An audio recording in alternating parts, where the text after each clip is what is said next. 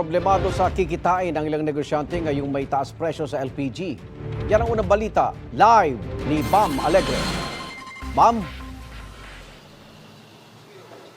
Igan, magandang umaga. Ngayong bagong lipat ang kalendaryo sa Oktubre, panibagong taas presyo naman sa LPG ang bumubungad. Ang liquefied petroleum gas o LPG tank ang mistulang dugo na bumubuhay sa karinderya nila Janet Imperial dito sa Burgos, Pasay. Wala silang halos humpay magluto kaya sa isang linggo, 3 hanggang 5 LPG tank ang kanilang konsumo.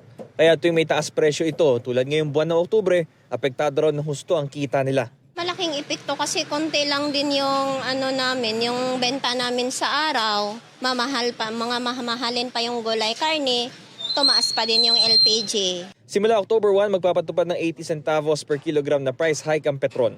Ang Soleil naman, 82 centavos per kilogram ang taas presyo.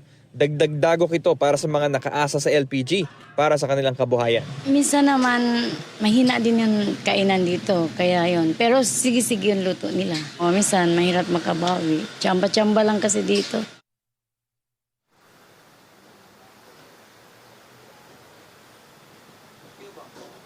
Igan, paalala naman sa mga gumagamit ng mga LPG tank, kailangan palitan yung mga sirang LPG cylinders bago mag-January 7, 2025 para hindi lumabag sa RA 11592 ang LPG Industry Regulation Act. Ito ang unang balita mula rito sa Pasay, Bam Alegre, para sa GMA Integrated News.